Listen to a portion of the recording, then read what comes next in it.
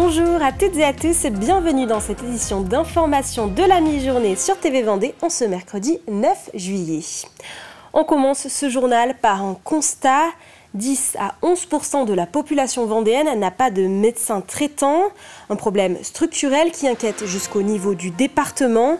Alors ce dernier mise sur une offre de logement pour les internes en médecine générale. Habiter sur place, c'est connaître le territoire, se créer un réseau pour s'installer peut-être un jour en Vendée. À Esnay, un logement de 3 chambres vient d'être inauguré à l'Ix-Lanos. Juste derrière moi, au-dessus du centre médico-psychologique de la commune d'Esnay, un logement meublé, flambant neuf, 3 chambres, à destination des futurs internes ou des remplaçants en médecine générale. Car loger les internes au plus près de leur lieu de stage, c'est le pari fait par le département de la Vendée, première collectivité à signer la charte des hébergements territoriaux. Ici, on est à Esnay, dans la 12e maison labellisée par la charte d'hébergement des internes et des médecins en Vendée. Ils n'ont pas besoin de faire la route pour aller à Nantes parce qu'évidemment, ils sont tous rattachés à l'université de Nantes et ils restent ici en Vendée. Ils passent la journée, ils passent la nuit, ils créent leur réseau, ils vont profiter des commerces, de la dynamique de la ville et ils vont s'installer, on en est persuadé. En tout cas, on met toute notre énergie pour développer cette dynamique d'attractivité. 600 000 € d'investissement pour le centre médico-psychologique et le logement. C'est un budget certain pour la commune d'Esnay, mais pour le maire, c'est un effort nécessaire. J'ai toujours l'habitude de dire qu'on ne peut pas nous tout faire, nous collectivités, mais on se doit aussi de participer à l'effort et à mettre en œuvre un certain nombre d'actions pour accompagner les professionnels de santé. C'est comme ça qu'on réussira tous ensemble. Donc oui, c'est un investissement, mais c'est un investissement pour le bien public, c'est pour l'intérêt général et pour la santé de façon plus globale sur le territoire. Et le dispositif a déjà fait ses preuves, puisqu'il y a déjà une dizaine d'années que la commune s'est engagée et propose un logement à la location pour les internes. C'est comme ça que ce médecin s'est installé ici. Ouais, sans logement, je pense que je serais pas là, quoi. Enfin, franchement, faire la route le soir quand on finit avec des horaires à 19-20 heures, on est fatigué, on sait qu'il faut revenir le lendemain à 8-9 heures. Moi, j'étais pas prêt, il y en a qui peut-être le feraient, moi je l'aurais pas fait. Et pour aller encore plus loin et inciter les lycéens vendéens à s'engager dans des études de médecine, les instances médicales, le département et la rectrice de l'académie se rencontreront en octobre prochain. Le but, développer un projet pilote dans 3 lycées du département pour inciter les élèves à s'engager dans les professions de santé. Depuis 2 ans, le secteur de l'aéronautique doit utiliser 2% de biocarburant pour répondre à la décarbonation du transport aérien. Pour répondre à ce défi, le groupe Dubreuil et la CAVAC, la coopérative agricole, se sont lancés dans un projet expérimental. Ils vont créer le Bio-G, un carburant aérien à base de graines de tournesol cultivées en Vendée et dans les Deux-Sèvres. La Commission européenne devrait prochainement autoriser à produire ces intercultures. Pour l'instant, c'est un test. Là, on est sur 300 hectares testés en Vendée et Deux-Sèvres. 300 hectares, ça va donner potentiellement 300 tonnes de graines. Donc 300 000 litres.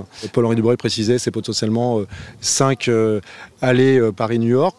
Donc vous voyez, c'est une phase de test. Mais en tout cas, si on a des bons rendements et si on voit que le modèle économique est pertinent, et on pense qu'il est pertinent parce qu'on a déjà fait des calculs, tout dépendra du rendement, on pense pouvoir, dans les années qui viennent, développer beaucoup plus d'hectares et proposer aux producteurs une nouvelle filière qui permet de décarboner le secteur aéronautique. Nous, on se dit qu'effectivement, avec cette interculture et cette biomasse qu'on va créer, qui est en plus vertueuse, puisque ça fait un couvert végétal, ça fait une recette additionnelle pour l'agriculteur, ça fait travailler des filières en France de trituration et d'incorporation de l'huile au niveau des compagnies pétrolières. Donc ça nous donne une certaine souveraineté énergétique, alors qu'aujourd'hui, clairement, ce qui est incorporé dans le biocarburant vient plutôt de Chine ou d'Asie. Avec les fortes chaleurs, vous êtes plus nombreux à aller vous baigner, mais attention au risque d'accident. La semaine dernière, 2 octogénaires ont été emportés par les vagues à Noirmoutier. Un est décédé. De la simple baignade au sport nautique, il faut connaître les bons réflexes pour éviter les noyades. Un stand de prévention était installé au centre commercial Ilium des Sables d'Olonne. Anaïs Escalona nous fait découvrir ces ateliers proposés au public le week-end dernier. Quels drapeaux sont utilisés pour délimiter la zone de baignade surveillée sur la plage? Le 4. Même à 2 km de la plage, on apprend à ne pas se noyer. Courant, baïne, ensablement, les dangers du littoral sont nombreux et pour toucher un maximum de monde, la sensibilisation doit rester simple et pédagogique. Les enfants choisissent un personnage qui vont suivre tout au long de la partie, qui vont guider. Et à la fin, l'objectif, c'est de savoir s'il peut se baigner en toute sécurité. C'est un simple jeu, quoi. C'est en toute réflexion. Ils peuvent répondre par oui ou par non, mais ils doivent réfléchir ensemble au fait de savoir s'il y a toutes les précautions nécessaires pour la baignade, pour le personnage qu'ils ont choisi. Depuis 2 ans, l'association Prévention Maïf collabore avec le SDIS de la Vendée. L'objectif, transmettre les bons réflexes, notamment en période de forte chaleur. Je pense que quand on est dans des périodes caniculaires, ce qui se passe, c'est que les gens ils ont besoin de fraîcheur.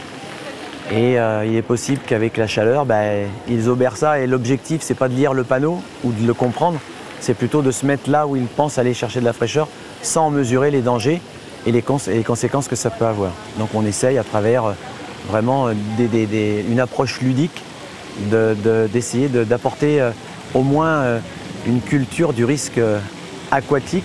Chaque été, les plages vendéennes attirent touristes comme locaux. C'est le cas de Mila, qui profite de ses visites dans la région pour se baigner. J'ai une amie qui est de Bretignolles, donc souvent je vais chez elle me baigner. Donc je vais à la mer avec elle et du coup on nous dit bien de respecter les zones donc avec les drapeaux. Mais j'ai déjà eu peur d'aller me baigner en mer en me disant à tout moment je peux me noyer. Enfin, il faut faire attention à ça surtout. Je trouve qu'on n'est pas assez sensibilisé au collège comme au lycée, donc ça serait bien d'avoir plus d'intervention au niveau de ça. En 2023, 12 personnes ont perdu la vie par noyade sur le littoral. Une 60aine de personnes ont participé à des Olympiades sportives, le challenge Enjeux Entreprise, organisé par le comité départemental olympique et sportif à Saint-Hilaire-de-Loulé. Collaborateurs d'entreprises, d'associations ou de collectivités, ils ont pu partager des défis et prendre conscience que le sport est synonyme de santé. Parmi les participants, une grande majorité de femmes. Cette notion d'activité physique ou de sport santé, elle est assez féminine aussi. Alors, je suis dirigeant d'associations sportives et on voit aussi un développement de l'activité féminine chez les féminines, enfin d'activité physique pardon, chez les féminines, par la prise de licence ou par la participation à des événements, sur des courses et tout. On voit qu'il y a de plus en plus de femmes. Et ça, franchement, les Jeux Olympiques ont été super porteurs pour ça, parce que ça nous a vraiment permis de développer, de faire prendre conscience à la gente féminine en fait qu'on pouvait développer l'activité physique et dans des conditions super sympas. En fait, l'idée aussi là-dessus, c'est qu'on ne parle pas que de compétition, on parle aussi d'activité, de bien-être. Et c'est la fin de ce journal. Très bon après-midi à tous.